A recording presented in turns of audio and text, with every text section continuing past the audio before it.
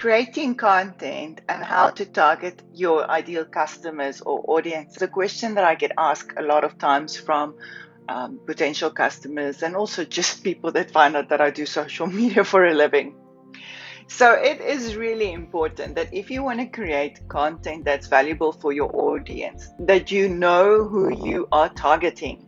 I mean, if you don't know who you're trying to sell to, you're not going to know what type of content they would like. I had a call with a potential client, and she's in the fitness industry, and she was mentioning that, she wants to do this and this and this. And then I asked her, who's your ideal client? And she was, just mentioning all types of people, and I really tried to get this from her to say that really, who would you like to work with? You need to be very specific in terms of who you need to work with so that you know that type of person, so you know what type of content will resonate to them.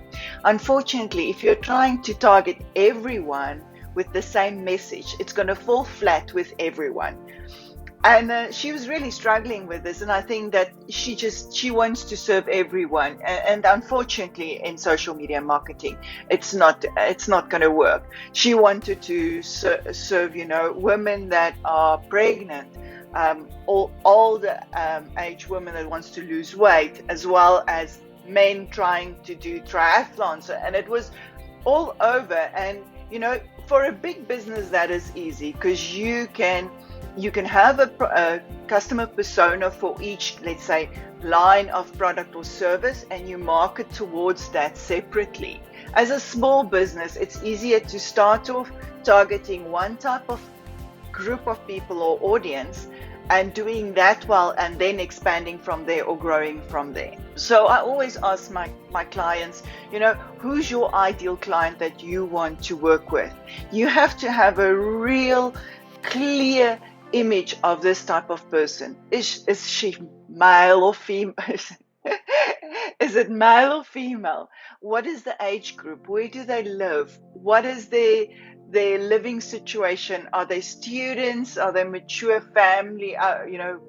Large families? Whatever it may be. There's so many things, that can help you build this customer persona.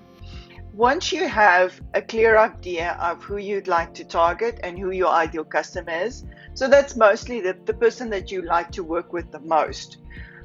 Maybe it is females from the age of 30 to 40 that have children, that is maybe a stay-at-home mom, or they professional women. That type of things will all help you to build this customer persona, so that you can create content that will resonate with them.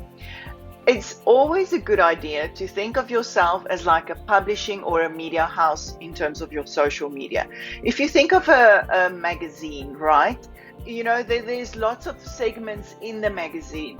They're not just selling beauty products. They're not just advertising, a spa or a weekend away type of thing. They have a whole range of content inside the magazine that will fit with their particular reader. Now you need to look at yourself in terms of your social media in the same way, because when you go really hard on selling on social media, people are going to cut you out and your content is not going to resonate with them.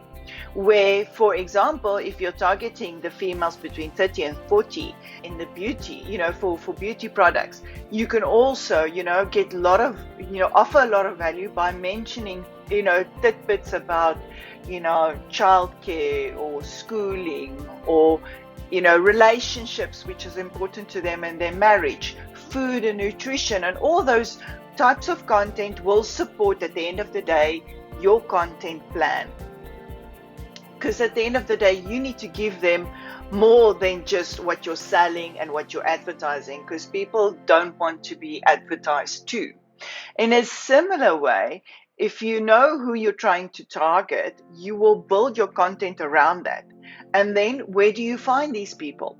Well, mostly on social media, we've got two strategies in terms of finding the right audience. And the one is organic, where what you post gets shared by people to people, and the algorithm, like the Facebook algorithm, will determine where your content goes. And the more people engage, the more people will see your content. And so organic content can really, go viral.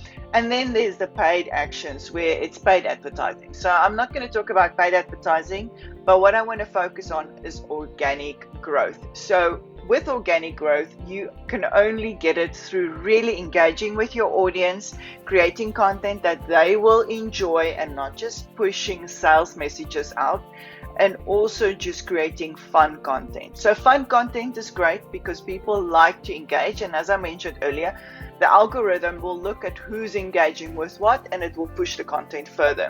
So I always like in my content mix to always put in some engaging fun content. Happy Monday, happy Friday, long weekend messages, all those type of things are really fun, just light-hearted content that will resonate with your audience. And then in the mix you will also do some education as well as some information, maybe some helpful tips, hints and tricks, all those type of things, maybe just like a lifestyle content, and then of course in between you sprinkle your sales or your promotional offers. Growing your accounts on Instagram, it's great to again look at who your audience is. What I would like to do, what I like to do is really look at the target audience. Think about what type of music do they listen to? What radio stations they may be interested in? If you're targeting females in your, let's say your city or your town, where would they go? Would they be the type of person that visits a beauty salon? Or would they be inclined to go to a specific coffee shop or catering place or whatever it may be? Find those accounts on Instagram that resonates with your ideal customer and start engaging on those accounts, liking and following then also the people that engage on the content. So again, in my example, we're targeting females between the age of 30 and 40 in a specific city. So for example, you could go and the local radio station that maybe plays a specific genre, follow that account and see who engages with that radio station on Instagram. Because the people that engage are more likely to engage with other people as well. You don't want to have a follower that's not really engaging. So you're looking for people that engages on, that specific account, like the radio station in this example. And now go and follow and comment on those people's accounts. Once they see you're engaging with them, they're more likely to go and visit your profile, and hopefully you'll also get a following from that. So that's one way of trying to just get more followers on Instagram. Great takeaway here is that you understand that the content that you create should resonate with your ideal customer. And no matter what type of marketing you do, if you don't understand your ideal customer, you will not know how to serve them or how to attract them. That's it from me, Cornelia Ellis. If you like this content, please give it a thumbs up, a like and a share.